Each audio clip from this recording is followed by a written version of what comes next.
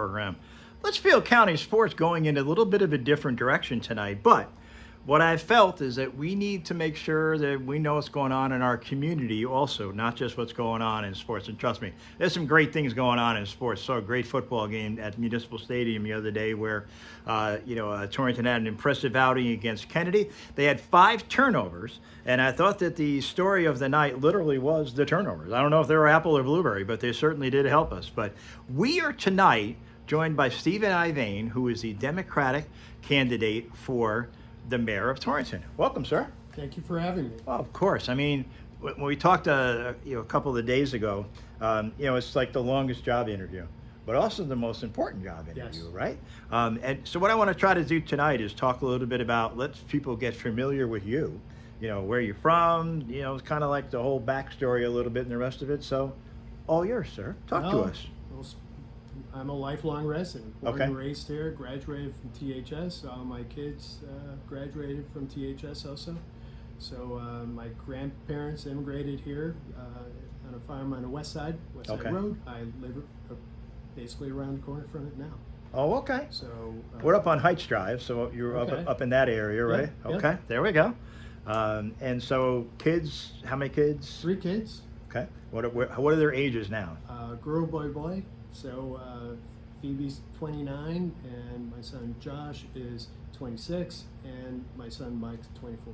You have officially passed the very important family test, right? Yes. So, Everyone made it. They're all doing well. there you So go. they're Yeah, proud. it's always amazing to me that I have one daughter that's 41, and I have no idea where that came from, Oh, right? okay. Because I'm only 48, so Yeah. it doesn't time, Stephen. It just, I think our parents told us, as you get older, time's going to go, and none of us bought it, right? From like 2019 to 25, it's been like that for some reason. Got a little pandemic thrown in the middle there, which kind of messed everything up, Yep.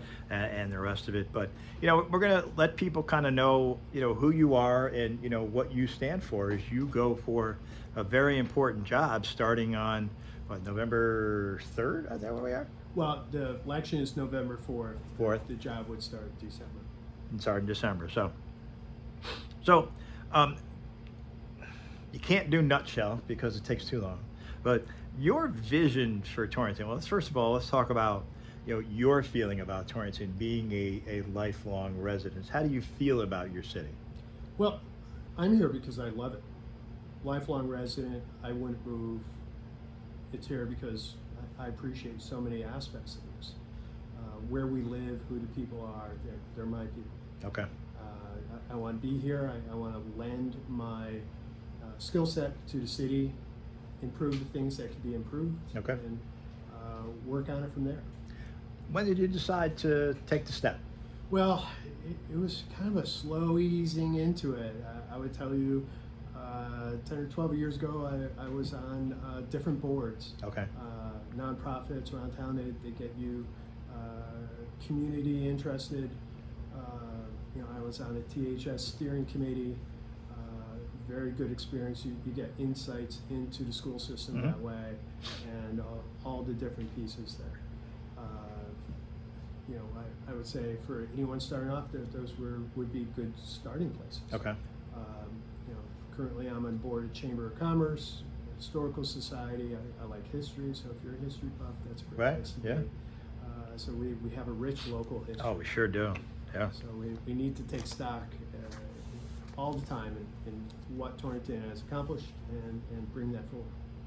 I've always felt that one of our biggest strengths is our diversity, right? Like I think Torrington looks like the world, right? We are a good melting pot of all kinds of great folks, and like I said, we've been here probably 35 years. I think we moved here in '91, so we're almost Torrington. We're getting close. You know what I mean? We're almost a part of this fabric, and I've seen some incredible growth. I mean, Litchfield County Sports was born at Torrington High School. Litchfield County Sports was actually born on the sidewalks outside of WAPJ. Okay. So myself, Rick Wilson, and Pat Tisha. Rick was working for the Republican American, Patrick for the Registered Citizen. We did a radio show on Monday nights, and we were on the sidewalk one night, and all the freelance work had died. Nobody was, so I said, didn't know what I was saying, we have to start something of our own, right? Had no idea what we were talking about. This was in 2008. We knew Kevin Roberts, who was a reporter for the Republican American, now with Hearst, had a brother that did website design. And let me tell you, it was so much fun creating it, because we had no idea what we were doing, right? I knew I had great writers, so it was almost like a great product without any place to put it. So being able to create the website, which is now in its third design, was a lot of fun. Because like I said, I knew we had the ingredients for it. So creating that has led to this, and has led to the magazine that we talk about. And I always love showing off our magazine that we do on Torrington High School a couple of times a year, just to accentuate what's positive. And I've known a lot of the folks that are in political office, and who have taken care of the city very well. So I'm very invested about who takes the job next, right? Because right now I don't know who I'm voting for. That's kind of cool. Everybody's got I'm a one-on-one opportunity. Like, who are you going to vote? I don't know. I got to figure out who I think is going to have the best opportunity. So that's why I'm looking to give you, and also Molly Espino, the opportunity to come on and tell people, what the vision is, of the future, for you. And like I said, I think there is so much opportunity in the city.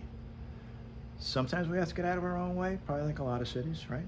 But we also just need to figure out a way to continue to spread the good news about what's happening. Certainly. You're the prime spokesperson for the city. You set the tone for so many things, and what is possible. We need to go out and meet the business owners, our citizens, have those frank conversations. What's wrong? How can we do better? Let's put our brains together and go to work on that.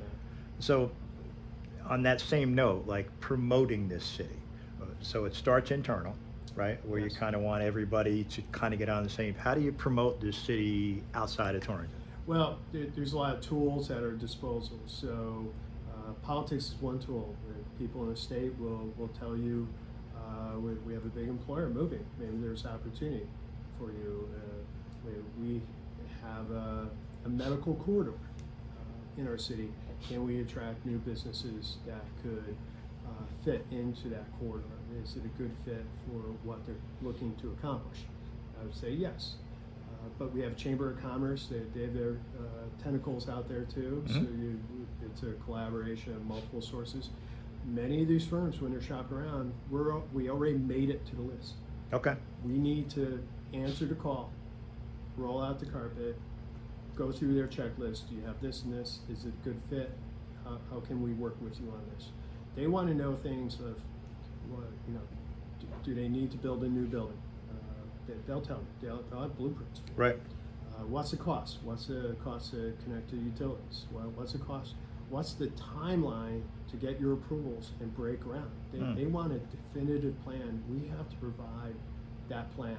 We need to get all the players in the city that weigh in on that decision to act. So we need them around the table. We need to prioritize that big company coming in town and make the best go of it we can. We need everyone acting in sync. No late calls on, we forgot to tell you, when everything's on a 1 yard line and you can't open up. That doesn't go over very well, and that has happened in Torrington. And no, that's a sour note.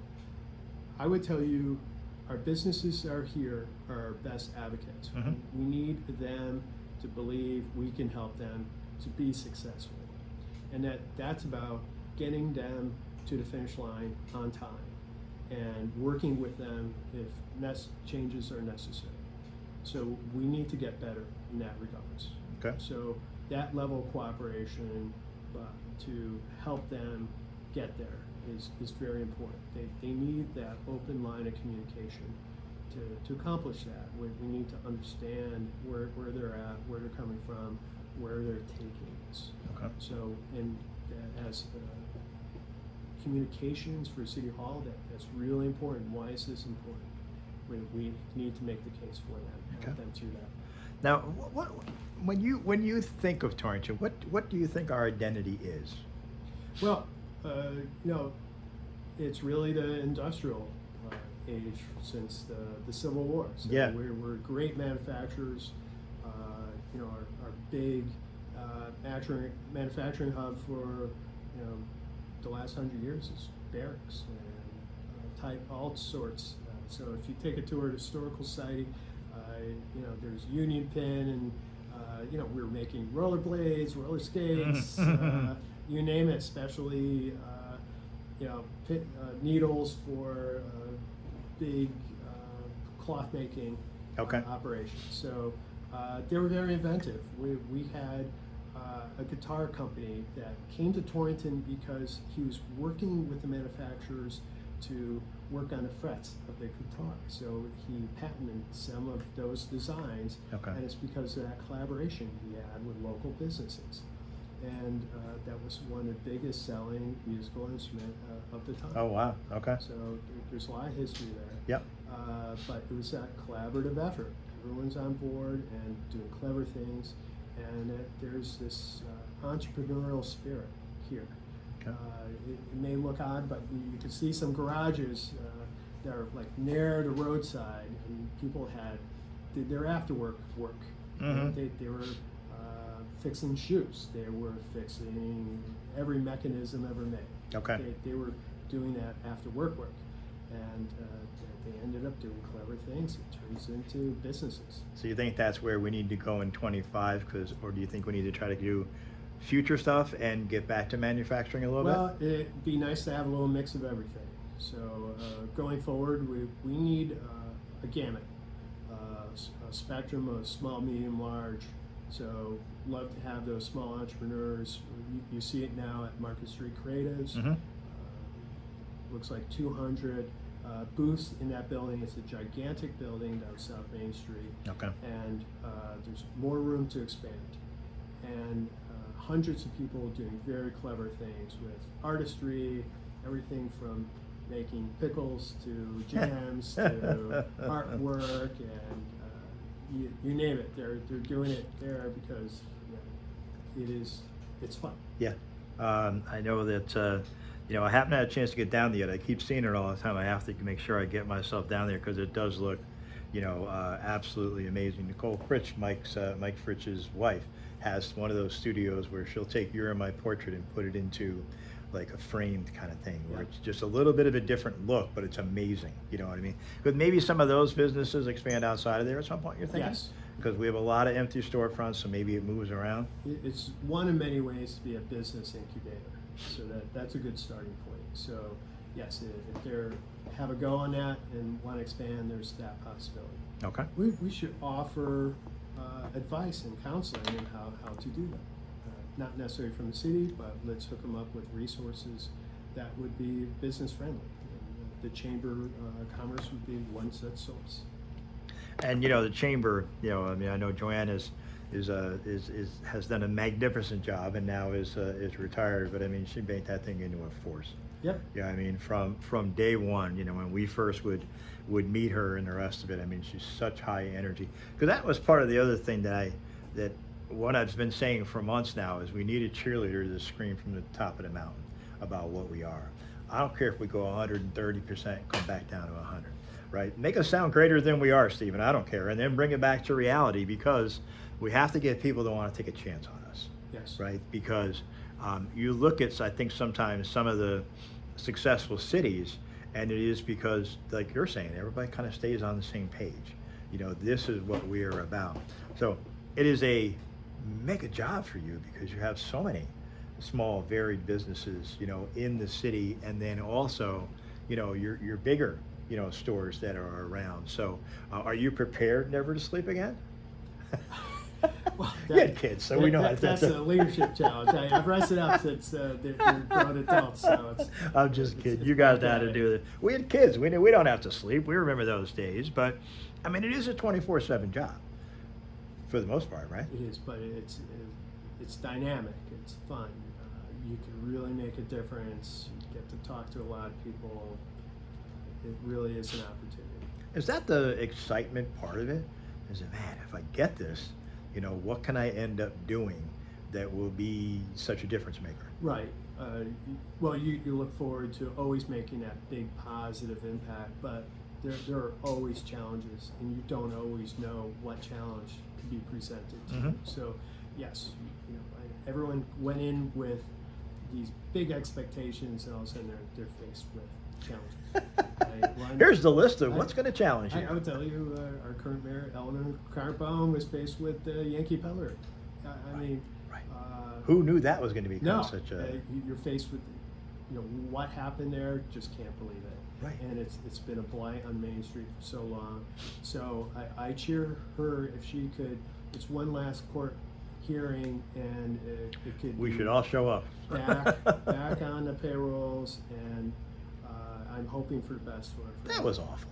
Because, I mean, it's awful that someone could actually do that on the other side. Nothing to do with the mayor, Yeah. but having to do with the folks that took it over, said they're going to make it, because I love the Peddler. The Peddler wasn't, you grew up here, so you went to Sure. Christmas things there. You might have stayed there. I mean, Every civic organization was there having their meeting, and then you adjourned out to the restaurant. how about the movie? Remember? Yeah. We had the horror movie where we literally went to the Warner, saw the movie, and it was really clever when they had the movie on where they put off the fire alarm, like it was the ghost from the Peddler, and went back over to the Peddler, because when one of my daughters was getting married, my daughter Jamie and son-in-law Bill, when they were we had their engagement party there, right? And so Robbie Pershicino at the time was running it, right, from Jimmy's. Yep.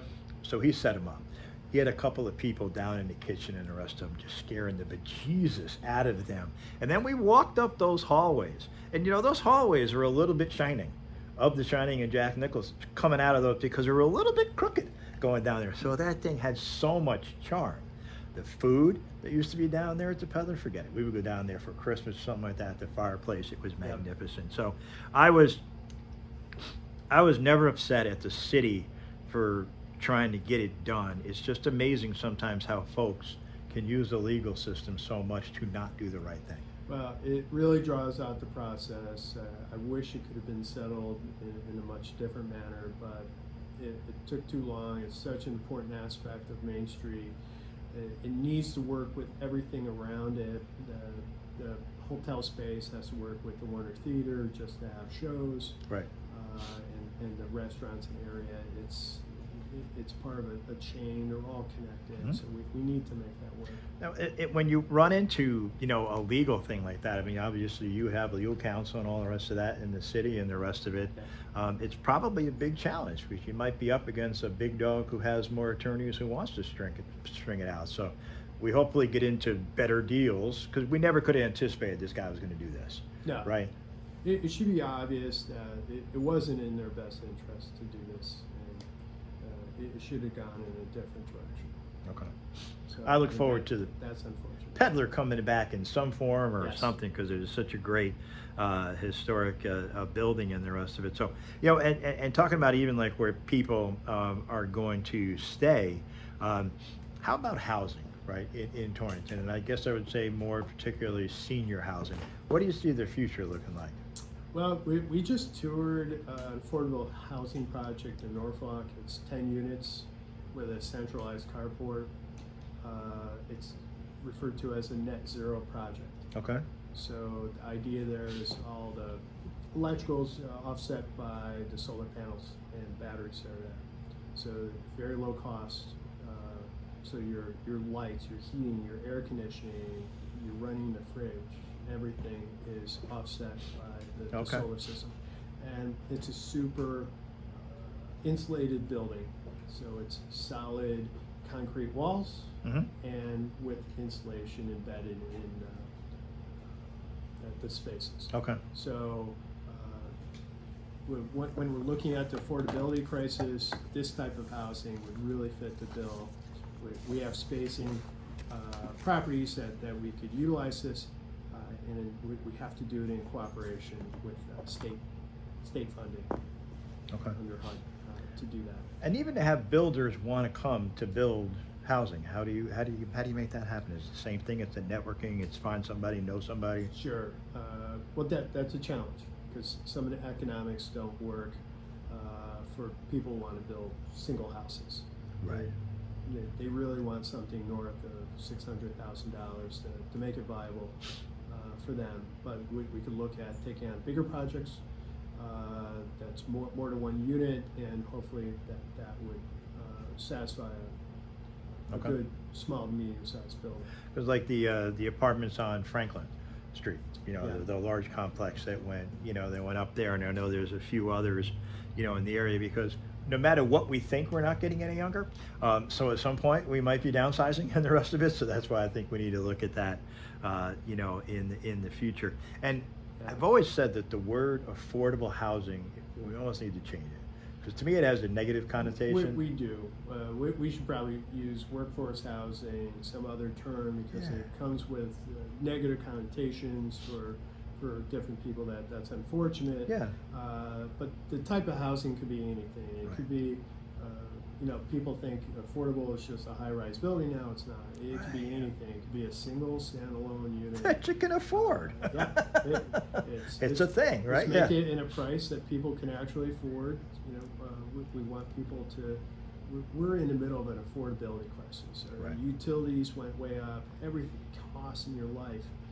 Your groceries went up, and then our taxes just went up 33%. Yep. We need to address affordability, and housing is your biggest component.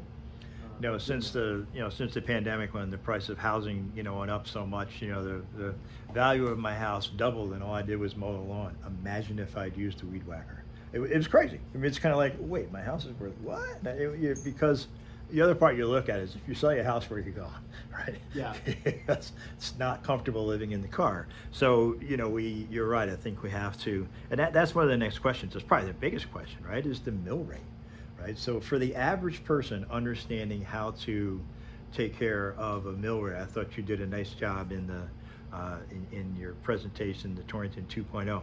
How is the best way for us to make that mill rate start going in the right direction? Why is it backwards? Well, we need a little background history. So the city has not collected any new revenue. So we're at the same rate for the last 5 years, 151 million. Okay. So what happened is a shift in this past revaluation that was done last year. So the taxes shifted from commercial industrial properties to residential. We're getting less money for motor vehicles. We had a generous portion of it from the state to offset our high mill rate for motor vehicles. That gets added on top of residential. Okay. So it ends up being a very large increase, 33% on taxes, partially because residential values doubled Right. since the previous 5-year valuation. So that's a big impact. Business values did not. It went up 40%. It's nice that it went up, but when it went up 40% and your residential values went up 100%, Right. it's a big jump in our taxes that way. And I think this, I know we know the reval is coming. We did know the reval was coming, but I think most people found out about it once it happened, because one of the things we'll talk about is the fact that we're kind of a news desert now. Yes, that was a challenge. If you watched city council meetings, Board of Finance, the problem with the mill rate setting was how are we going to communicate this? People have to know there's not much time when you set the mill rate. You have this period of time. How are you going to get it? So it was less than optimal because the news reporting agencies were not necessarily flushing that out properly, and it was a complicated matter. We did something. I wanted to have a 5-year phase-in that would have been a 20%, take the full 33% increase, but spaced out over 5 years. Mm-hmm. That would have eased the burden of the tax increase. Fortunately, the rest of the city council would not agree to that because it makes every year a complicated calculation. Okay. So we space it out over 2 years, so we split the increase between this year and next year. So there's another increase coming next year. Okay. And I think that it seems to be such the huge challenge when we just built a beautiful new high school, middle school, sports complex, that our taxes will, from the numbers I remember hearing, was like $100 per 100,000 in value. right? And that's going to be on top of the second increase for, for what came out of the revow. And that it has to be such a challenge for you when wanting people to come live here, right? Because it's going to be one of the first things that people consider, right? Is what are the taxes in the city? So how long is it, how long would you think it would take to turn the ship? It won't be overnight, unfortunately. Yep. So there's a challenge. The new people moving in don't think we have high taxes. Not all perceptions think that we have a high tax rate. Of course, they're coming from densely populated areas, in Fairfield County, Westchester County, New York, other places. Okay, yep. So they're saying you're a deal. And, Okay, we like that. that's People that have okay. been here for 30 years And go. they're mad that too many restaurants close too early, so it's okay. They want the 4 a.m.ers, right? We'll deal with those issues. Right, there we go. Okay. So.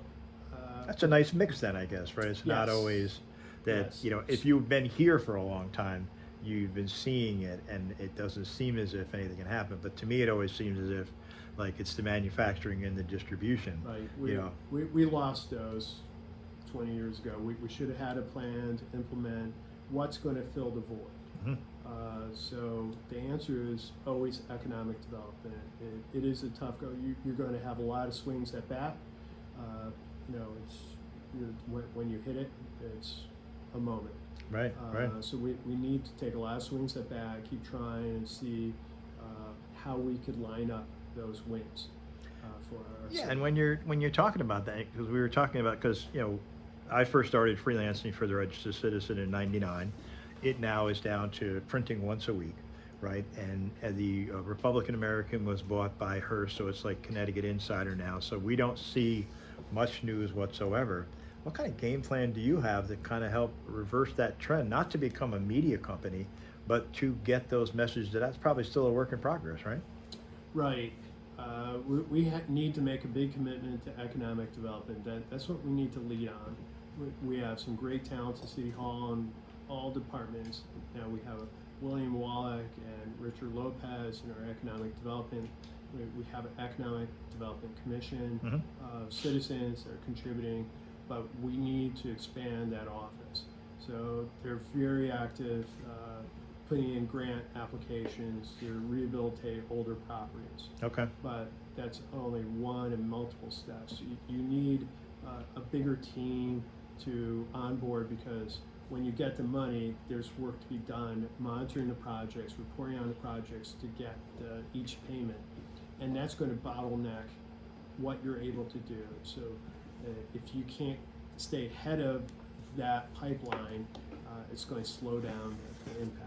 So we need an aggressive approach to do that, to get those revenues sooner than later, Okay. to offset our taxes. So no one likes high taxes. You and I are both impacted. Mhm. We'd like to take the sting off that, or just prevent it from going up if we can. Okay. So, but it should be a muscle we're always exercising. Never say, "Oh, we don't need that department. We won. There's nothing else to Right. do." It always has to be. Always has to be. You have looking to keep forward, pushing right? on it. You have to attract those talents that will help you to accomplish that. Because it is. It also means it's jobs. Right. Those companies are looking for you.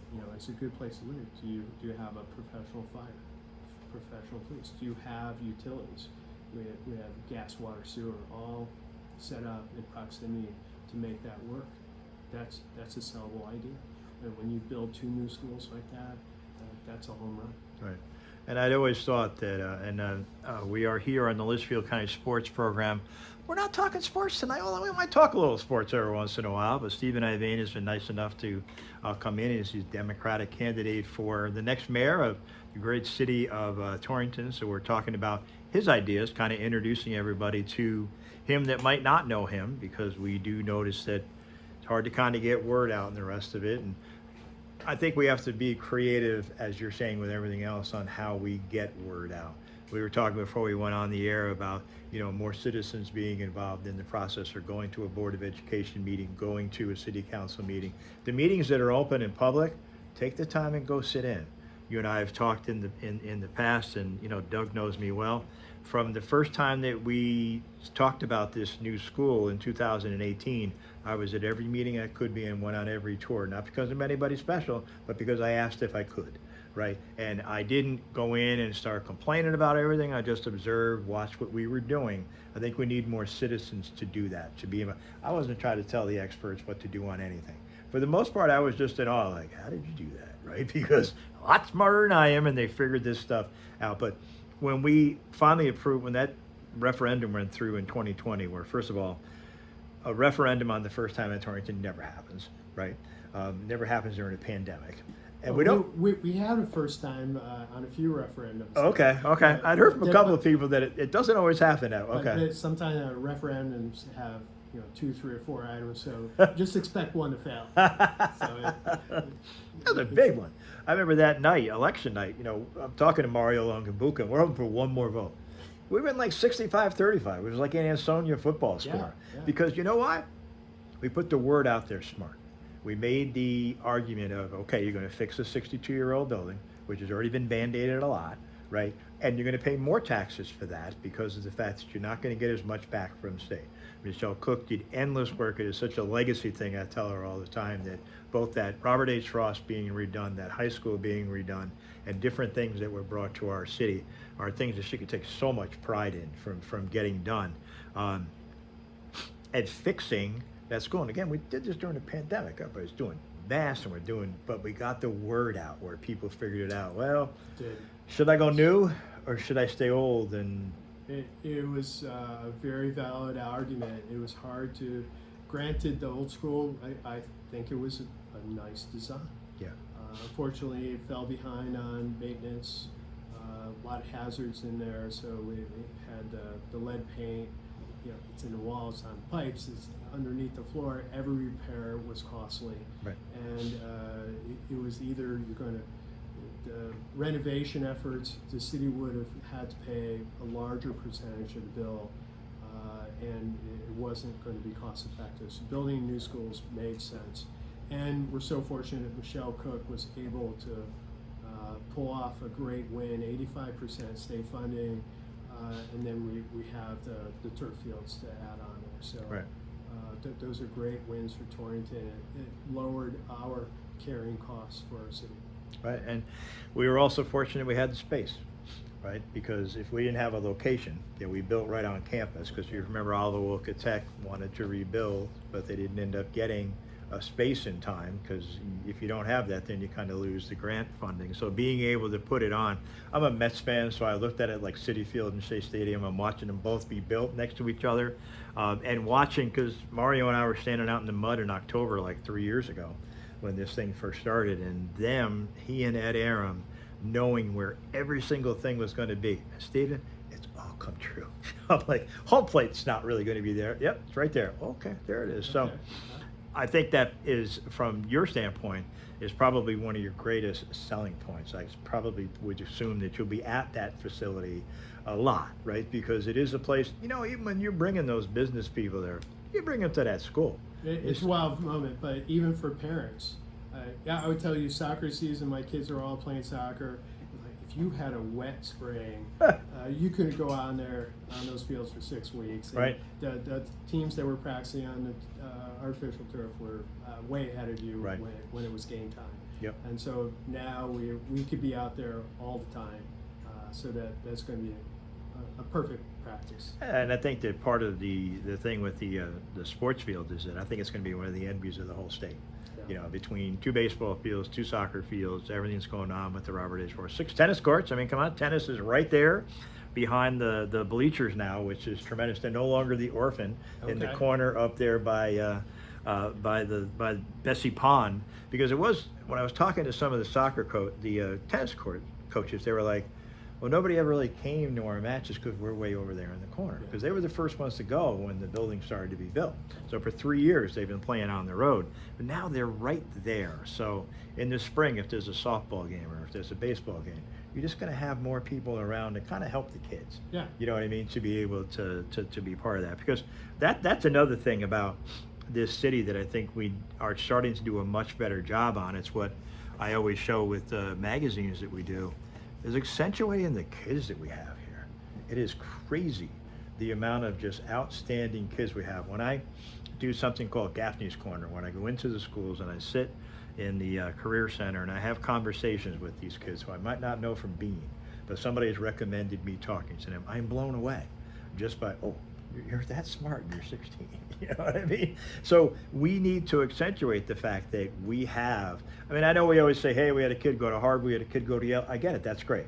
But we've also had kids go on that just do absolutely amazing things.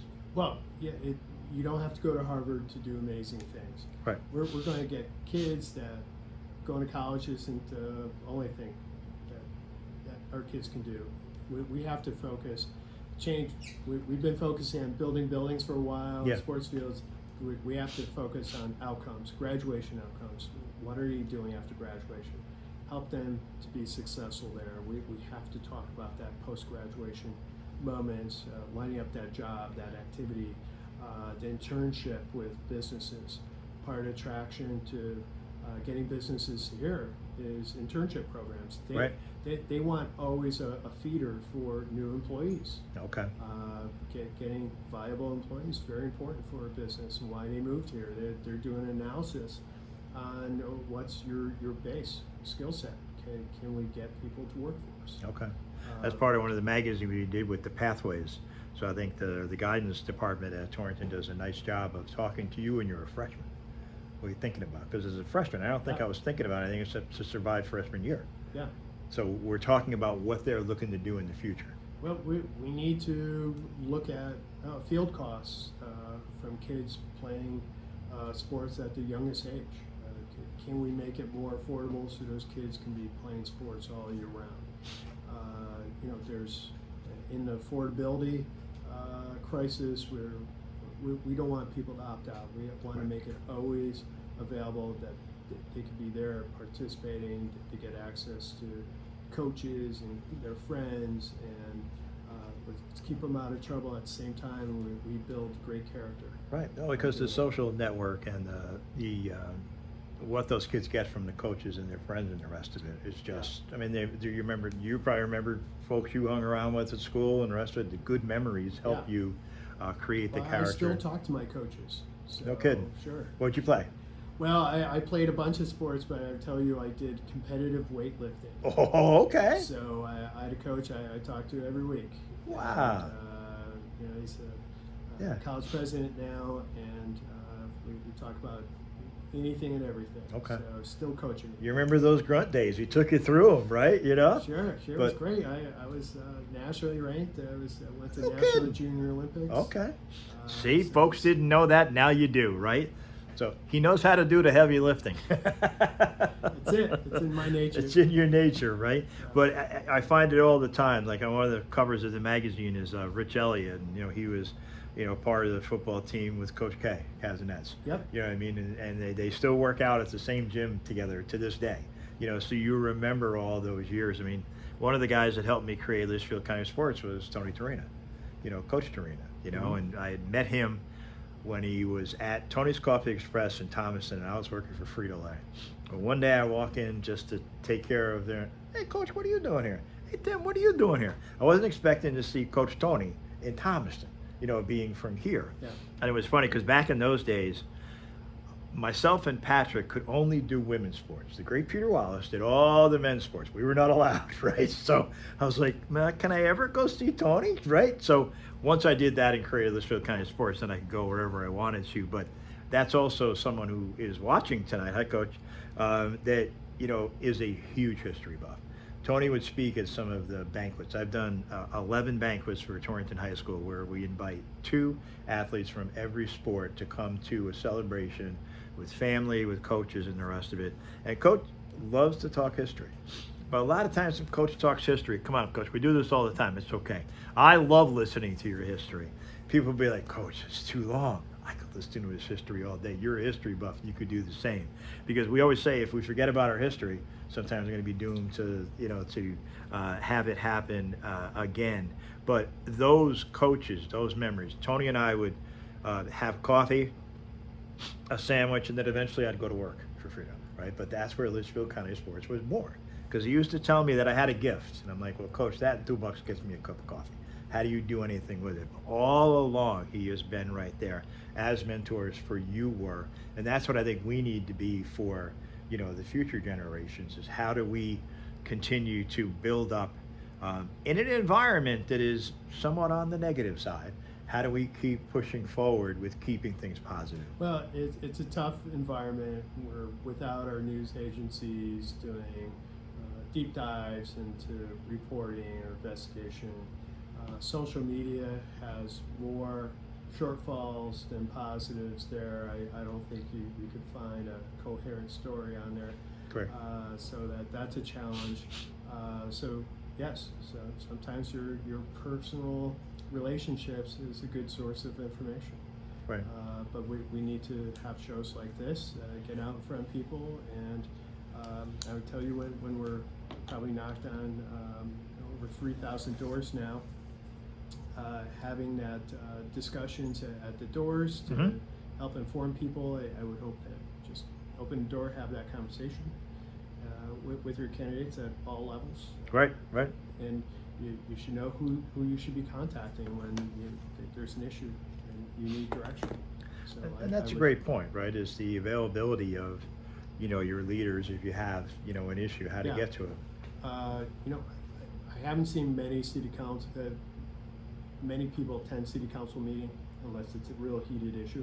But when they came and appealed to city council responded. We had a neighborhood concerned about a street light that was taken down because it was broken and it just wasn't going to go up. They came and appealed, city council made that change. Okay. And the neighborhood was thankful, but it was only because they brought it to our attention and they were able to act on it. I would say recently there was registrars had a proposal to move from the Armory to Vogel School. I think 100 people showed up to city council meeting. Many spoke, mostly against moving it so close to election, and there'd be confusion, and the decision was not to move it. Okay. So there were some issues. They needed to set up parking and sidewalk issues to address that, but in the end it wasn't enough to force a move, but it was because people got active in that issue, and it made a difference. And Can't just complain, got to show up and talk about it, right? They showed up, they're active, and I think it was rewarding for those members. When they showed up, they were alerted to the issue, and I think it was a great moment that they made a difference. Excellent. And so I hope we could think about how do we televise more of these meetings so the public can watch it from the comforts of their home. They had a long day. Because this thing is the future, right? Yes. It's going to be on a phone, it's going to be on a computer for the most part. That's how we're going to get through to people. Yes. So, and it's great that people can be informed what are the issues. They haven't heard that, and let's be out in front of people and pushing those issues. Let's have our citizens be informed what the moving parts are in it. So like the downtown merchants, I know a lot of them, friends with a bunch of them. How do we do a better job for our downtown merchants? Is it really just finding out what they need? Well, it's a complex, a lot of issues boiled in there. So ideally, we'd want the Warner Theater to be filled every night a week if we could. And so we probably have to get into the nuts and bolts of that. So there's some stage changes, renovations to make that more viable. Okay. That will attract us, have more shows being able to perform there, because the sets have to move and there has to be spaces for the actors in all different ways. Okay. So making something like that more viable is just one of many components there.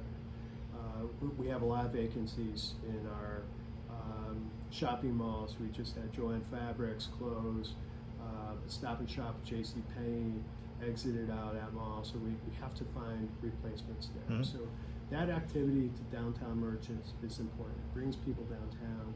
I would tell you one thing, our economic director just said, the fact that we're putting parking meters on everything, it's like putting everyone on a timer. Come visit Torrington, but we're only going to give you 1 hour, and you better See ya. get back before that meter charges you again. And so It's a good point. we need to say that we want you to come and stay. We know we need the Shop revenue, around. but it's a balance, right? Yeah. Yeah. So there's a lot of work. We have to make it easier. Some of the street designs it's complicated, so we have to address traffic issues, pedestrian issues, make it safe, make it walkable. Right. So there's a lot of things. So when we have a moment to redesign, we hope to put the best designs in place. And when the Warner is happening, that means all the restaurants around here know they got to put on some more help for that hour and a half that you're going to get slammed, Yeah. right before people go to shows, and then probably afterwards, where you got a lot of foot traffic, inside there. You just made Leslie Bundy very happy. I know her well. She's like, all right, we want to try to do more with the Warner, Sure. But it's such a showcase. Yeah, but we also want that Market Street Creatives to be an incubator for those future businesses. Right. They'll expand and need a storefront. That could be a great business. Now, most of those storefronts down there owned individually, some of them part of the Torrington Partners. How is that working? Well, there's all different ownerships. Okay. So Sasso's owns the Allen Building corner. Vinnie Capoletti has a couple apartment buildings. One that he just renovated. It's open next to the river. Okay. The Sophia Building, and then one near the parking lot across from City Hall. Okay. So Now, is it one of your things you would think of is to talk a little bit more about affordability? It's like better off to have it filled and then let it grow and then maybe charge a little more after? Well, certainly, Vinnie Capoletti would tell you all of his are market rate. He has no problems filling them. So that's great for downtown. So we get more boots on the ground. Those were many spaces above the first floor were vacant for decades. Okay. We're filling them in. People are coming here. They're finding us. They have great views of the river. We have to think about, we have to imagine things being different. Our river could be a great It really asset. is. Yeah. The vision. And it's funny that it's been an industrial river for the whole life of Torrington, but the buildings face away from it. We need to change that and say, let's make the river. Not just go out the back door to get to it, Yeah. it'll be the front door. Yeah. We can make walking paths along the river, so we have some walking paths already done. So we can have a few paths all through town, and one's going to come online around Brunswick factories there. So Okay. a parcel of property is going to give us a good river walk there. So once it passes some hurdles on environmental testing, the city will take ownership and it will become a very nice walking path Okay. for the public. So for the economic development entity, it's almost like you need almost every person that's in the city that's part of the business, part of it, to be a little bit bought in, right? Whether they're local ownership or ownership, that's kind of far, away to be part of the, I'm not just going to take mine, but I'm going to try to see if I can, because if everybody does well, then everybody does well, as Yes. opposed to these 3 did well and these 4 went away. But that's a lot of work, isn't it? It is. That's a lot of talking. Yes. That's a lot of conversations. That's part of the fun thing. Let's imagine something different that we don't have. The sources of ideas just don't come from City Hall. It comes from your whole community. Did you think about that? Did you? Let's noodle about that. It could be a great brainstorming session. Good. A little bit of it, because we're going into winter, and I remember there was a lot of discussion, last year. We've got homeless in Torrington and in the northwest Yes. corner, just like everybody else does, and it's not something that we can avoid, and it's not something that we can kind of say, well, no, it doesn't happen here. I'm always of the feeling we need to take care of our citizens and help them with get a hand up, not a handout, right? From my friends at Friendly Hands Food Bank we're not going to do everything for you, but we're going to look to help people get up. How do you feel that we should address, the housing and also the homeless situation? Yeah, it's definitely an increasing challenge, because that situation of homelessness is increasing across the country. our food pantries are challenged, partially because they're getting some foods from grocery stores that have a different inventory system that's cut down on waste.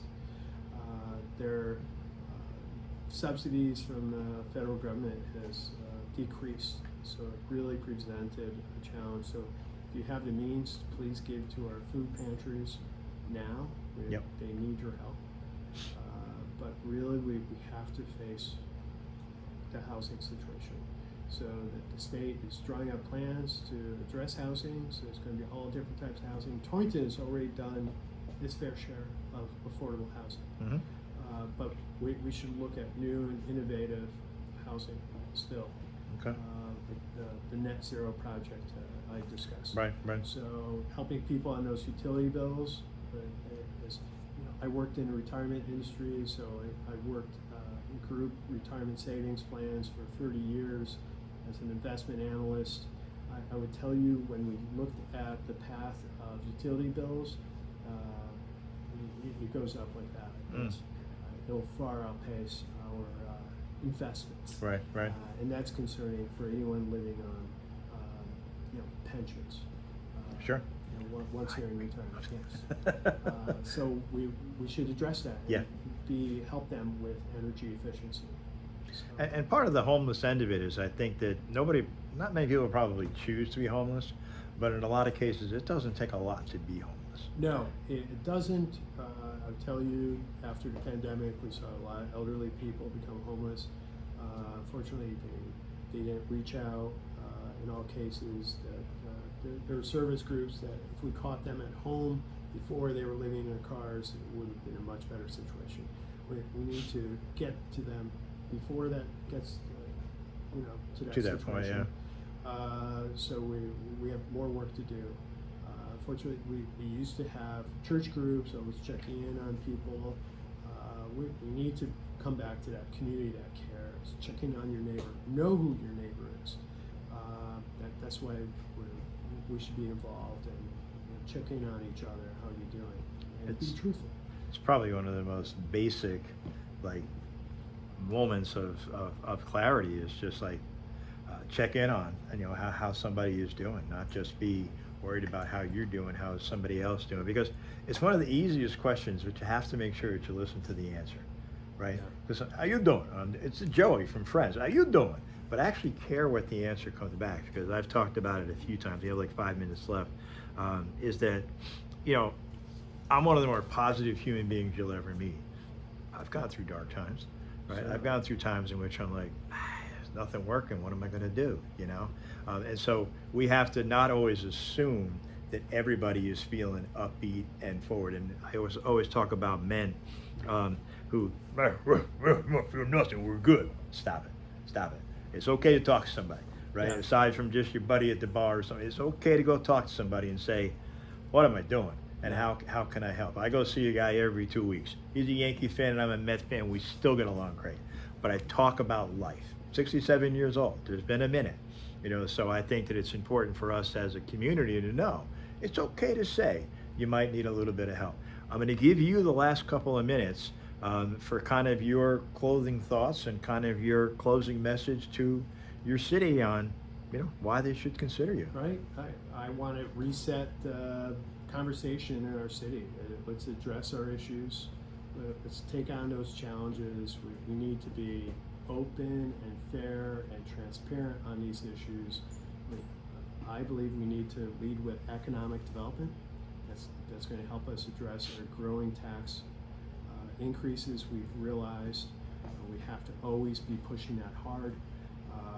We need to look at outcomes to our education system. We have teachers doing great things right now. We should give them that credit. But let's look at outcomes. What are you doing after graduation? Not everyone's going to college. So we need to look at safety and security of our seniors, how they adapting to affordability. All those issues, we need to address that. We need to look at these vacant shopping malls. When we moved Stop and Shop closed, that was walking distance for a lot of elderly So many, people. yeah. We need to look at what that could be and imagine what could be there now. So we have a lot of work on that front. So yes, it means investing in resources. You can't do that by cutting budget. Cutting your folks that are highly skilled across the city will only hurt you in the long run. We need to make that happen by using the best skilled people we can to help us through that moment. And I want the whole community to weigh in and attend those meetings, join those commissions. We need everyone's talents. And it really doesn't, sometimes all you have to do is ask, right? People might think, well, I don't have 3 degrees. Well, maybe you don't need it, right? Yeah, we need opinions. And sometimes we should come across and saying, you know, that should be an obvious answer a lot of times. And let's not get complicated. Is that going to work or not? Right. We need those opinions. We didn't have enough time to talk about the NECBL potentially coming back, but we'll do that on a next on another show. We'll but get you there too. We'll get. Hey, it's got to work. It's got to work for you, or if it's got to work for Molly, it's got to work for somebody. So I want to thank Stephen so much for coming in tonight to the